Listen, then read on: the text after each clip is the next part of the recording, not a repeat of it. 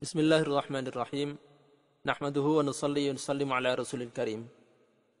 Hakikat ruh adalah rahasia Allah subhanahu wa ta'ala. Dan dia beritahukan secara global kepada kita baik melalui kalamnya maupun sabda Rasulullah sallallahu alaihi wasallam. Karena kegaiban urusannya sehingga banyak perbedaan pendapat mengenainya. Termasuk di mana tempatnya setelah meninggalkan jasad.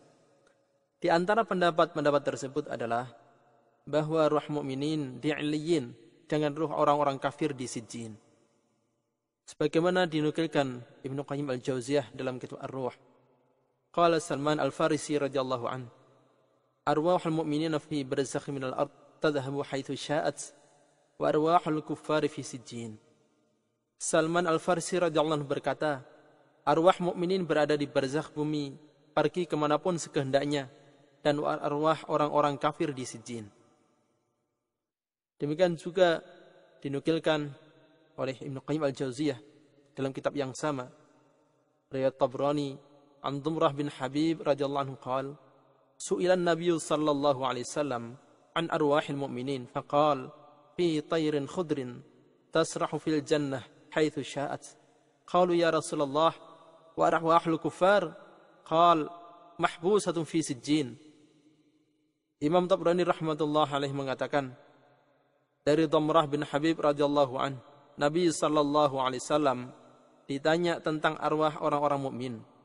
Beliau sallallahu alaihi wasallam bersabda, di dalam burung-burung hijau beristirahat di surga dimanapun mereka kehendaki. Mereka berkata, wahai Rasulullah, sedangkan arwah orang-orang kafir bagaimana? Beliau bersabda, ditahan di Sijjin. Dalam kitab lain disebutkan riwayat dari Abu Hurairah radhiyallahu anhu, عن النبي صلى الله عليه وسلم في صفة قبض الروح وقال في روح الكفار فتخرج كأنتن الريح جيفة فينطلقون به إلى باب الأرض فيقولون ما أنتن هذه الريح كلما أتوا على أرض قالوا ذلك حتى يأتوا به إلى أرواح الكفار. خرج ابن حبان والحاكم وغيرهما. وقال عبد الله بن عمرو بن العاص رضي الله عنهما أرواح الكفار في الأرض السابعة. Dari Abu Hurairah radhiyallahu anhu dari Nabi sallallahu alaihi wasallam bercerita tentang pencabutan ruh. Beliau sallallahu alaihi wasallam bersabda tentang pencabutan ruh orang kafir. Maka keluarlah ruh itu seperti bau bangkai yang paling busuk. Mereka yakni para malaikat membawanya ke pintu bumi. Mereka berkata, betapa busuknya bau ini. Setiap kali mereka mendatangi bagian bumi, mereka selalu mengatakan perkataan itu sampai mereka bawa ke tempat arwah orang-orang kafir. Diriwayatkan oleh Ibnu Hibban dan Al-Hakim. Abdullah bin Amr bin As radhiyallahu anhu berkata, arwah orang-orang kafir berada di lapisan bumi yang ketujuh. Demikianlah dinukilkan dalam kitab At-Takhfif minan Nar. Sedangkan Imam Suyuti rahimahullah menukilkan dalam kitabnya Ad-Durrul Manthur, qala Qatadah ذكر لنا أن عبد الله بن عمر رضي الله عنهما كان يقول الأرض سفلى فيها أرواح الكفار وأعمالهم السوء. وأخرج ابن المبارك عن ابن جريج قال بلغني أن سجين الأرض سفلى. Qatadah radhiyallahu anhu berkata, disebutkan pada kami bahwa Abdullah bin Umar radhiyallahu anhu berkata, bumi paling bawah adalah tempat orang-orang kafir dan amal-amal buruk mereka. Sedangkan Ibnu Mubarak rahmatullah alaih meriwayatkan dari Ibnu Jurayj rahmatullah alaih berkata, telah sampai padaku bahwa Sijjin adalah bumi yang paling bawah. Sedangkan Imam Al-Baghawi rahimahullah dalam tafsirnya menukilkan riwayat Anil Barra radhiyallahu anhu qala Rasulullah sallallahu alaihi wasallam, Sijjin asfalu sab'i aradin wa 'Illiyun fis sama'is sabi'ah tahta al-'arsy. Dari Barra bin Azib radhiyallahu anhu berkata, Rasulullah sallallahu alaihi wasallam bersabda, Sijjin adalah yang paling bawah dari 7 lapis bumi dan Illiyun berada di langit ke-7 di bawah arsy. Keadaan mereka yang mukmin maupun yang kafir, Allah Subhanahu wa taala gaibkan. Suara siksaan maupun teriakan orang yang disiksa, Allah taala tutup dari pendengaran jin dan manusia. Namun, terkadang Allah Subhanahu wa taala perdengarkan, bahkan perlihatkan juga keadaan tersebut bagi orang yang Allah kehendaki. Sebagaimana dikatakan Ibnu Qayyim al-Jauziyah rahmatullah alaih dalam kitab Ar-Ruh, faru'yatu hadhin nar fil qabr karu'yatil malaikah wal jin taqau ahyanan liman sya'allah ayyuriyahu dzalik. Melihat api di kubur seperti melihat malaikat, dan jin terkadang terjadi bagi siapapun yang Allah kehendaki untuk memperlihatkan hal itu padanya. Yang pasti, Allah SWT memperlihatkan orang yang disiksa atau memperdengarkan saja suara mereka pada Rasulullah SAW, sebagaimana diriwayatkan dalam banyak hadis tentang Isra Mi'raj dan lain sebagainya. Hadatsana Abu Umamah Al-Bahili qala sami'tu Rasulullah sallallahu alaihi wasallam yaqul baina ana naim id atani rajulani fa akhadha bi dab'i wa ataya bi jabalan faqala li is'ad faqultu inni la utiquhu faqala inna sanusahhiluhu lak qala fasa'adtu hatta idza kuntu fi sawa'il jabal idza ana bi aswatin shadidah faqultu ma hadhihi al-aswat qala hadza awa'u ahli an-nar. Dari Abu Umamah Al-Bahili radhiyallahu anhu berkata, aku mendengar Rasulullah sallallahu alaihi wasallam bersabda, tatkala aku tidur, datang dua orang lelaki padaku. Mereka memegang lenganku dan bawaku ke sebuah gunung. Mereka berkata, naiklah. Aku berkata, aku tidak mampu. Mereka berkata, sungguhnya kami akan memudahkannya untukmu. Aku pun naik. Tatkala aku telah sampai ke puncak gunung, tiba-tiba aku mendengar suara yang dahsyat. Aku berkata, suara apa ini? Dijawab, teriakan ahli neraka. Hal seperti ini bukan hanya Allah Ta'ala berikan kepada nabinya, tapi juga kepada sahabat dan selain sahabat. Dalam kitab Ar-Ruh disebutkan, وَقَدْ ذَكَرَ ابن أبي الدنيا في كتاب القبور عن الشعبي أنه ذكر رجلا قال للنبي صلى الله عليه وسلم مررت ببدر فرأيت رجلا يخرج من الأرض فيضربه رجل بمقمعة حتى تغيب في الأرض ثم يخرج فيفعل به ذلك فقال رسول الله صلى الله عليه وسلم ذلك أبو جهل بن هشام يعذب إلى يوم القيامة. Ibnu Abi Dunya rahmatullah alaih menyebutkan dalam kitab Al-Qubur dari Asy-Sya'bi rahmatullah alaih menyebutkan seseorang bercerita kepada Nabi sallallahu alaihi wasallam, aku melewati Badar, tiba-tiba aku melihat seorang yang keluar dari dalam bumi, maka seorang memukulnya dengan gada hingga tenggelam ke dalam bumi, lalu tidak keluar lagi, maka itulah yang dia lakukan kepadanya. Rasulullah sallallahu alaihi wasallam bersabda, itu adalah Abu Jahal bin Hisham yang disiksa sampai hari kiamat. Hal seperti ini tidak hanya terjadi pada masa hidup Rasulullah sallallahu alaihi wasallam saja. Ibnu Qayyim Al-Jauziyah menukilkan dalam kitab Ar-Ruh juga an Hisham bin Urwah an abihi qala bainama raqibun yasiru baina Makkah wal Madinah idh marra bi maqbarah fa idza bi rajulin qad kharaja min qabrin yaltahibu an-nara musaffadan fil hadid faqala ya Abdullah indah ya Abdullah indah قال وخرج آخر يتلوه فقال يا عبد الله لا تنضح يا عبد الله لا تنضح قال وغشي على الراكب وعدلت به راحلته إلى العرج قال وأصبح قد ابيض شعره فأخبر عثمان بذلك فنهى أن يسافر الرجل وحده. Dari Urwah rahmatullah alaih berkata, tatkala seorang pengendara berjalan malam antara Makkah dan Madinah, ia melewati sebuah kuburan. Tiba-tiba seorang keluar dari kuburan, terbakar kobaran api di belenggu besi. Ia berkata, wahai Abdullah, siramkan air. Wahai Abdullah, siramkan air. Seorang keluar menyertainya dan berkata, wahai Abdullah, jangan kau siram. Wahai Abdullah, jangan kau siram. Penunggang itu pun pingsan dan kendaraannya membawanya lari hingga ke Al-Arj. Arj adalah nama tempat antara Makkah dan Madinah. Maka pada pagi harinya, rambutnya berubah menjadi putih. Kejadian itu disampaikan pada Khalifah Utsman bin Affan radhiyallahu an. Maka beliau melarang seorang untuk bepergian seorang diri. Dalam bagian lain Ibnu Qayyim Al-Jauziyah menceritakan, wa dzukira min hadits Sufyan haddatsana Dawud bin Syabur an Abi Qaz'ah qala mararna fi ba'd al-miyah allati bainana wa bain al-Basrah fasami'na nahiqa himarin faqulna lahum ma hadha an-nahiq qalu hadha rajulun kana 'indana كانت أمه تكلمه بالشيء فيقول لها إنهقي نهيقك فلما مات سمع هذا النهيق من قبره كل ليلة. Disebutkan dari hadis Sufyan rahmatullah alaih, Dawud bin Syabur meriwayatkan dari Abu Quz'ah rahmatullah alaih berkata, kami melewati sebagian mata air antara tempat tinggal kami dan Basrah. Kami mendengar ringkikan keledai. Kami tanyakan pada mereka, suara ringkikan apa ini? Mereka menjawab, ini adalah seorang laki-laki yang tinggal di tempat kami. Ibunya membicarakan sesuatu dengannya. Ia pun berkata pada ibunya, meringkiklah sepuasmu. Maka tatkala ia mati, terdengar suara ringkikan ini dari kuburnya setiap malam. Demikian pula diriwayatkan oleh Imam Al-Baihaqi dalam kitab Itsbatu Adzabil Qabr. An Yazid bin Abdullah bin Asy-Syikhir qala, "Bainama rajulun yasiru fi ardin, idh intaha ila qabrin, fasami'a sahibahu yaqulu faqama ala qabrih qala, faddahaka 'amaluk waftadahta." Imam Baihaqi dengan sanadnya menukil riwayat dari Yazid bin Abdullah bin Asy-Syikhir berkata, tatkala seorang berjalan malam di sebuah tempat, ia sampai di sebuah kuburan. Ia pun mendengar penghuni kubur meratap, aduh. Orang itu berdiri di kubur tersebut dan berkata, perbuatanmu telah mempermalukanmu dan kau telah merasa dipermalukan.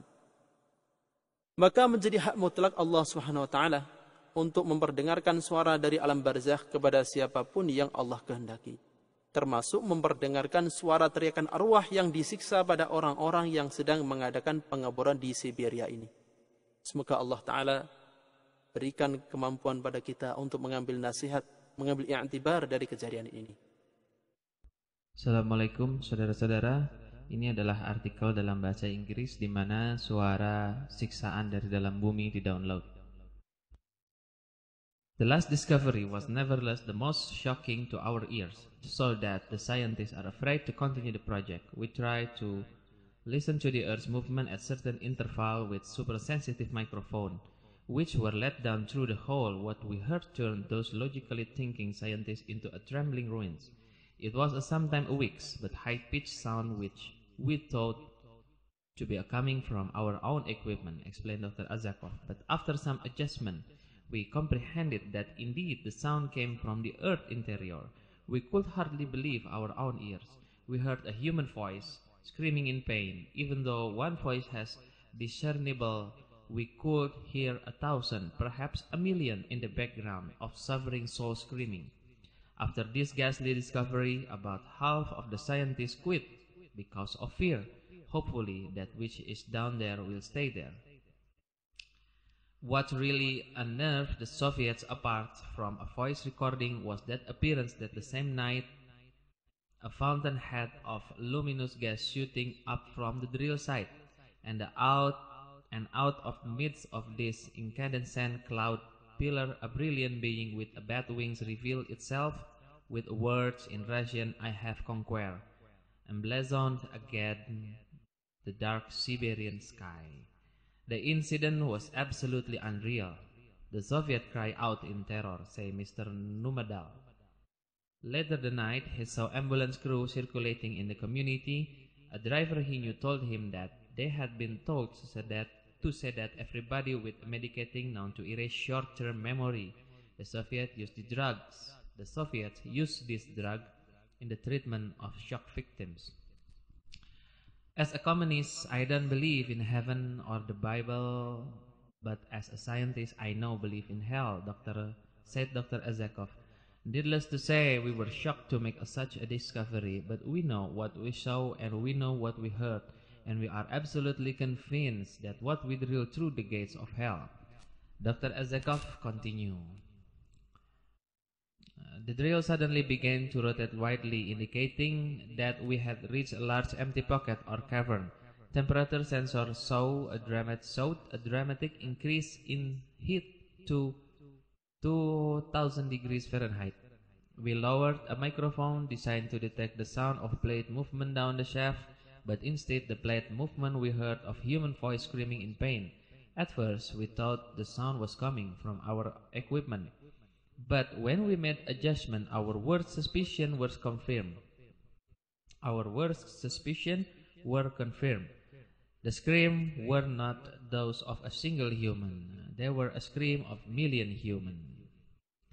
Do you know why Jacques Cousteau, the famous underwater explorer, quit deep sea diving sometime before he died? It is said that he stopped because he heard in one of the underwater cave he was exploring, the sound of people screaming. There was also another time when one of his men who was in a diving bell in the deepest trench at Bermuda Triangle also had a similar experience. He signaled to be brought up immediately after being revived from his shock. He told others of his frightening experience of hearing scream of people pain. Ya, apabila diterjemahkan artikel tadi secara bebas, penemuan terakhir ini adalah penemuan yang sangat mengejutkan pendengaran kami. Dengan penemuan ini, banyak dari para peneliti kami yang berhenti dari pekerjaan ini karena ketakutan. Pada awalnya, kami hanya hendak mendengarkan pergerakan bumi dengan interval tertentu dan menggunakan super sensitive microphone yang dapat masuk ke dalam bilik-bilik atau lubang-lubang bumi dan reruntuhan galian. Pada awalnya kami menyangka apa yang kami dapat itu adalah gesekan dari alat-alat kami pada dinding-dinding perut bumi, tetapi suara ini menghancurkan seluruh logika kami. Setelah beberapa penyesuaian, kami berkesimpulan bahwa suara ini berasal dari interior bumi. Jadi seakan-akan di dalam perut bumi ini ada ruang lain yang berbeda dari tempat yang kami gali. Dan dari ruangan tersebutlah kami sangat tidak mempercayai apa yang kami dengar. Kami mendengar dari ruang bumi yang lain itu ada suara manusia berteriak keras dalam kesakitan. Walaupun satu suara didengar, kami dapat mendengar ribuan bahkan jutaan latar belakang suara manusia yang sedang dalam kesakitan akibat penyiksaan. Setelah penemuan yang mencengangkan ini, setengah dari peneliti kami berhenti karena takut. Yang sangat mengejutkan lagi bagi orang Soviet itu adalah setelah suara tersebut direkam pada malam yang sama, keluarlah semacam gas atau kabut yang terang dari lokasi penggalian gas. Gas atau kabut tersebut keluar dengan membentuk pilar-pilar dan tulisan yang membentuk seperti sayap kelelawar. Ini kalau sayap kelelawar mungkin seperti lafaz Allah ini, wallahu alam. Lalu menampakkan dengan sendirinya dengan bahasa Rusia yang artinya aku telah menaklukkan atau aku telah menundukkan. Tulisan itu terlihat di awan di Siberia yang gelap. Kejadian itu sangat tidak dapat masuk akal. Orang-orang Soviet seakan-akan sedang diteror. Beberapa saat setelah itu, datanglah ambulans ke kumpulan orang-orang tersebut dan memberikan obat yang dapat menghilangkan memori dengan singkat, sebagai perawatan terhadap korban yang melihat keajaiban itu. Ini mungkin agar kejadian ini tetap dirahasiakan. Nah, sebagai komunis, saya tidak percaya adanya surga dan Injil. Tetapi sebagai ilmuwan, sekarang saya percaya adanya neraka. Sangat sulit diungkapkan dengan kata-kata. Apa yang kami temukan, apa yang kami lihat, dan apa yang kami dengar. Dan sekarang kami yakin bahwa kami menggali dekat sekali dengan pintu neraka. Lalu Dr. Azakov melanjutkan, mesin penggali itu tiba-tiba berputar dengan sangat cepat ketika kami mencapai salah satu dinding bumi. Temperaturnya menunjukkan hingga 2000 derajat Fahrenheit. Lalu kami mendekatkan mikrofon itu di sana untuk mendengarkan pergerakan bumi, tetapi yang terdengar adalah suara manusia, bahkan teriakan manusia dalam kesakitan. Pertama, kami mengira bahwa itu adalah suara mesin, tetapi setelah melakukan kajian ulang atas suara itu, yang terdengar adalah suara manusia, bukan hanya satu orang, tetapi mungkin jutaan manusia yang sedang dalam siksaan dan kesakitan. Apakah Anda tahu kenapa Jack Westkesto, seorang penjelajah dalam air, berhenti beberapa saat sebelum ia mati? Dia berhenti karena ia juga pernah mendengar suara jeritan manusia di dalam air ketika ia sedang menjelajah di guha-guha di dalam air. Dan dalam kesempatan lain juga, salah satu anak buahnya menemukan hal yang sama ketika ia sedang melakukan penjelajahan di sekitar segitiga Bermuda. Setelah ia sembuh dari syok yang sangat berat, kemudian ia menceritakan bahwa ia mendengar jeritan manusia yang banyak yang sedang disiksa di dalam perut bumi. Wallahu a'lam.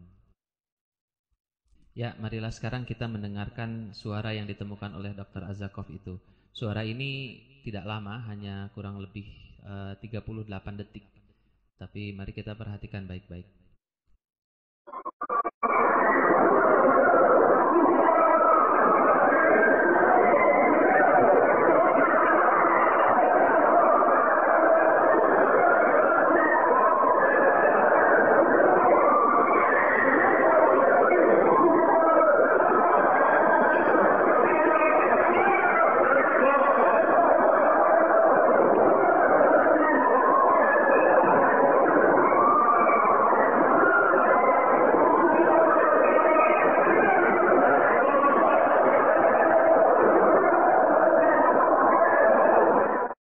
Demikianlah suara tadi. Kalau kita perhatikan di tengah-tengah tadi ada suara yang menyerukan Allahu Akbar. Perhatikan pada bagian ini. Kita ulangi sekali lagi. Kita ulangi sekali lagi. Dan juga dari akhir bagian ini terdengar suara Allahu Akbar. Sekali lagi kita dengarkan. Kita ulangi sekali lagi. Kita ulangi sekali lagi. Dan mari kita ulangi mendengarkan rekaman ini dari awal.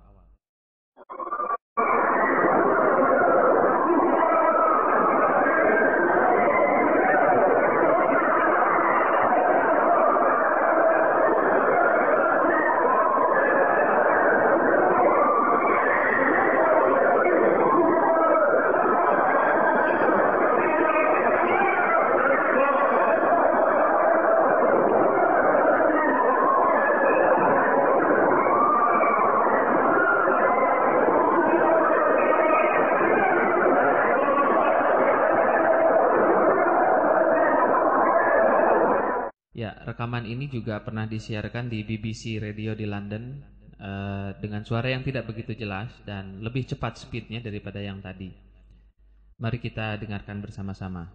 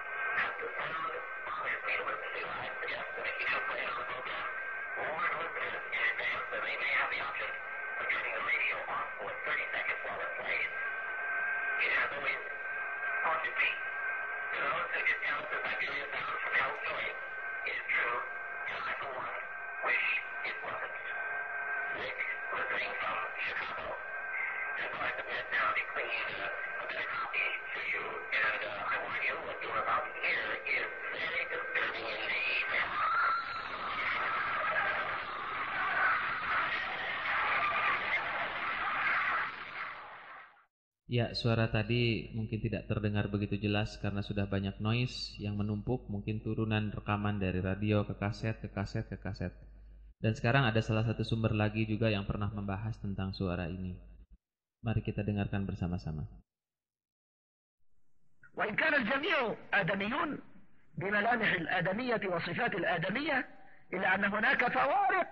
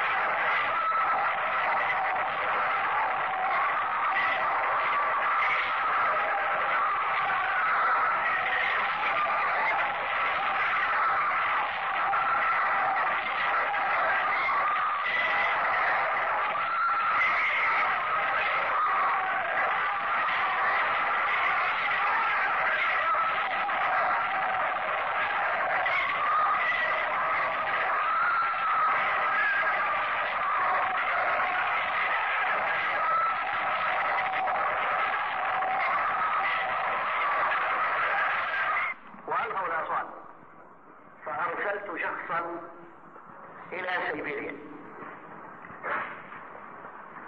أرسلت رسولا إلى سيبيريا قلت والله ما تفرض علينا. وذهب هذا المندوب إلى سيبيريا وقال لنا ما يلي.